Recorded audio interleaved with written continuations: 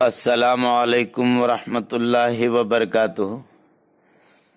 ناظرین کرام، الخیر ٹیسٹ CGM میں آپ تمام احباب کا خیر مقدم و استقبال ہے۔ آج کی ہماری گفتگو کا عنوان ہے ماہ محرم کی فضیلت۔ نحمدہ ونصلی علی رسولہ الکریم، اما بعد، قال اللہ تبارک و تعالی فی الکلام المجید والفرقان الحمید، فاعوذ باللہ من الشیطان الرجیم، بسم اللہ الرحمن الرحیم۔ ان عدۃ الشہور عند اللہ 12 شہرا فی کتاب اللہ یوم خلق السماوات والارض منها 4 حرم۔ صدق اللہ العلی العظیم وصدق رسولہ النبی الکریم۔ قابل احترام ناظرین کرام، ابھی آپ احباب کے سامنے قرآن عظیم الشان کی ایک آیت تلاوت کی گئی ہے۔ اس میں اللہ پاک ارشاد فرماتے ہیں، بے شک مہینوں کی تعداد تو اللہ کے نزدیک 12 ہی ہے، اس دن سے جب سے اس نے زمین و آسمان بنائے، اور ان میں سے 4 مہینے خصوصاً عظمت والے ہیں۔ بزرگان محترم، قرآن کی اس آیت کے مصداق ان 12 مہینوں میں 4 مہینے بڑے ہی عظمت اور حرمت والے ہیں۔ ایک ان میں محرم الحرام ہے، دوسرا رجب ہے، تیسرا ذی قعدہ ہے، چوتھا ذی الحج ہے۔ یہ 4 مہینے ہی جو حرمت والے کہلاتے ہیں۔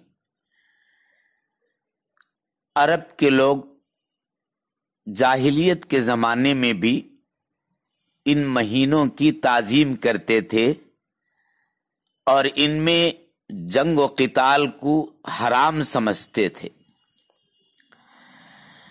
بہرحال اللہ پاک کا حکم ہوا کہ ان مہینوں میں اپنی جانوں پر ظلم نہ کرو۔ یہ 4 مہینے بڑے ہی فضیلت اور حرمت والے ہیں، اور ان 4 مہینوں میں ماہ محرم ایک ایسا مہینہ ہے، اسی مبارک مہینے سے اسلامی سال شروع ہوتا ہے۔ اس مہینے میں ایک دن آتا ہے جسے عاشورہ کہتے ہیں۔ احادیث اور روایات میں اس دن کے فضائل و برکات بہت زیادہ آئے ہوئے ہیں۔ تاریخ میں اس دن سے متعلق بہت سے واقعات جڑے ہوئے ہیں جن کا اسلام میں اعتبار ہے۔ روز اول ہی سے سال کا یہ اول مہینہ اور مہینے کا یہ مبارک دن عاشورہ بڑا ہی اہم اور محتم بشان رہا ہے، لہذا اس کی جتنی بھی قدر کی جائے کم ہے۔ رسول اللہ صلی اللہ علیہ وسلم نے بذات خود اس دن کی فضیلت اور عظمت اس طرح بیان فرمائی ہے۔ میمون بن مہران نے حضرت ابن عباس رضی اللہ تعالی عنہ سے روایت کی ہے کہ رسول اللہ صلی اللہ علیہ وسلم نے فرمایا، جو آدمی محرم میں عاشورے کے دن روزہ رکھے اسے 10,000 شہیدوں اور 10,000 حاجیوں کا ثواب ملتا ہے۔ جو اس روز کسی یتیم پر شفقت سے ہاتھ رکھے اسے اس کے سر کے بالوں کے برابر جنت میں درجے عطا ہوتے ہیں، اور جو اس رات میں کسی مومن کو کھانا کھلائے تو وہ ایسا ہے جیسے اس نے میری ساری امت کو کھانا کھلایا ہو۔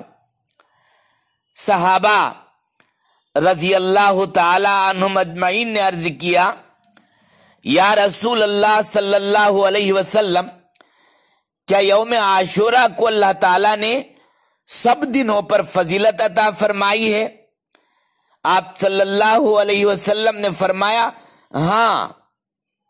اس کے بعد حضور اقدس صلی اللہ علیہ وسلم نے اس دن کی خصوصیات کی ایک طویل فہرست بیان فرمائی۔ چنانچہ مکاشفۃ القلوب میں حضرت امام غزالی رحمت اللہ علیہ نے ان تمام خصوصیات کا ذکر کیا ہے۔ چنانچہ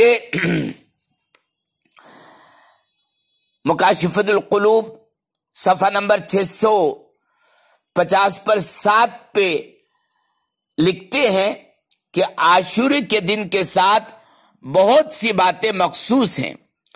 ان میں سے ایک یہ ہے کہ اس دن حضرت آدم علیہ السلام کی توبہ قبول کی گئی، اسی دن انہیں پیدا کیا گیا، اسی دن انہیں جنت میں داخل کیا گیا، اسی دن عرش، کرسی، آسمان، زمین، سورج، چاند، ستارے اور جنت پیدا کیے گئے۔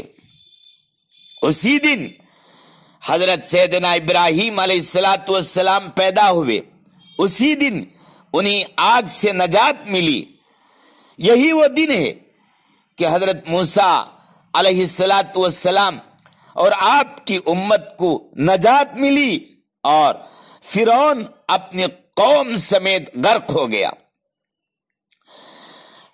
یہی وہ دن ہے کہ حضرت عیسیٰ علیہ السلام پیدا کیے گئے، اسی دن انہیں آسمانوں کی طرف اٹھایا گیا، اسی دن حضرت ادریس علیہ السلام کو مقام بلند کی طرف اٹھایا گیا، اسی دن حضرت نوح علیہ السلام کی کشتی جودی نامی پہاڑ پر ٹھہری، اسی دن حضرت سلیمان علیہ السلام کو ملک عظیم دیا گیا، اسی دن حضرت یونس علیہ السلام مچھلی کے پیٹ سے نکالے گئے، اسی دن حضرت یعقوب علیہ السلام کی بینائی لوٹائی گئی، اسی دن حضرت یوسف علیہ السلام گہرے کنویں سے نکالے گئے، اسی دن حضرت ایوب علیہ السلام کی تکلیف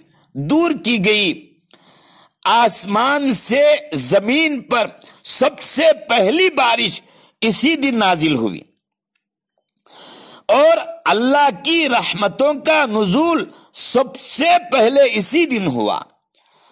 اور یہی وہ دن ہے کہ اسی دن کا روزہ امتوں میں مشہور تھا، یہاں تک کہ یہ بھی کہا گیا ہے کہ اس دن کا روزہ ماہ رمضان سے پہلے فرض تھا، پھر منسوخ کر دیا گیا، اور حضور صلی اللہ علیہ وسلم نے ہجرت سے پہلے اس دن کا روزہ رکھا۔ اتنی سارے واقعات اس دن کے تعلق سے جڑے ہوئے ہیں۔ میرے عزیز دوستو، روایتوں میں آتا ہے، ایک صحابی ام المؤمنین حضرت عائشہ صدیقہ رضی اللہ تعالی عنہا سے روایت کرتے ہیں کہ زمانے جاہلیت میں قریش مکہ بھی عاشورہ کے دن روزہ رکھا کرتے تھے۔ رسول اللہ صلی اللہ علیہ وسلم بھی مکے میں روزہ رکھا کرتے۔ جب آپ صلی اللہ علیہ وسلم مدینہ تشریف لے گئے تو آپ صلی اللہ علیہ وسلم نے یہودیوں سے عاشورے کے بارے میں پوچھا. انہوں نے کہا کہ اس روز حضرت موسیٰ علیہ السلام اور ان کی قوم کو فرعون پر غلبہ حاصل ہوا، اس لیے یہ بڑی عظمت کا دن ہے. اب ہم اس دن کے احترام میں روزہ رکھتے ہیں. یہ سن کر اللہ کے نبی صلی اللہ علیہ وسلم نے فرمایا، جتنا تعلق تمہارا حضرت موسیٰ علیہ السلام سے ہے اس سے کہیں زیادہ ہمارا تعلق ان سے ہے. پھر آپ صلی اللہ علیہ وسلم نے اپنی امت کو اس دن کا روزہ رکھنے کا حکم دیا اور ایک مقام پر فرمایا کہ تم 2 روزے رکھا کرو. ایک دوسری روایت میں موجود ہے، حضرت ابو ہریرہ رضی اللہ تعالی عنہ حضور اقدس صلی اللہ علیہ وسلم کا ارشاد نقل کرتے ہیں کہ بنی اسرائیل پر پورے سال میں 1 روزہ فرض کیا گیا تھا اور وہ عاشورے کا روزہ تھا جو محرم کی 10ویں تاریخ ہے. اسی لیے یہ نہایت اہم دن ہے. سب مسلمانوں کو اس دن روزہ رکھنا چاہیے اور اپنے اہل و عیال کے بارے میں کھانے پینے کی چیزوں میں فراخی کرنی چاہیے، کیونکہ اللہ اس دن کی برکت سے سال بھر میں رزق میں فراخی فرماتا ہے، سال بھر میں. چنانچہ بہقی نے شعب الایمان میں روایت نقل کی ہے کہ جس نے عاشورے کے دن اپنے گھر والوں اور اہل و عیال پر وسعت کی، اللہ تعالیٰ اس کے سارے سال کے رزق و روزی میں وسعت اور برکت عطا فرماتا ہے. اللہ اکبر. میرے عزیز دوستو، یہ حال ہے ماہ محرم اور یوم عاشورہ کی فضیلت و عظمت کا. خوش نصیب ہیں وہ لوگ جو اس دن کا احترام کرتے ہیں، یعنی اس دن روزہ رکھتے ہیں، اپنے اہل و عیال اور مومنین کو اچھا کھانا کھلاتے ہیں اور پوری امت کا ثواب پاتے ہیں. مسرت و خوشی اور فخر سے خالق کائنات کا شکر بجا لاتے ہیں، کیونکہ اس نے ہمیں یہ مبارک دن عطا فرمایا جس میں روزہ رکھنے والے کو 10,000 شہیدوں اور 10,000 حاجیوں کے برابر ثواب ملتا ہے. اللہ تعالی ہم تمام کو اس مہینے کی حرمت کا خیال رکھتے ہوئے، اس مہینے میں ادب و احترام کا خیال رکھتے ہوئے عاشورے کا روزہ رکھ کر خدا کی خوشنودی حاصل کرے. اللہ پاک سے دعا ہے کہ اللہ تعالی ہم سب کو عمل کی توفیق نصیب فرمائے. آمین. وآخر الدعوانا الحمدللہ رب العالمین. السلام علیکم ورحمۃ اللہ وبرکاتہ.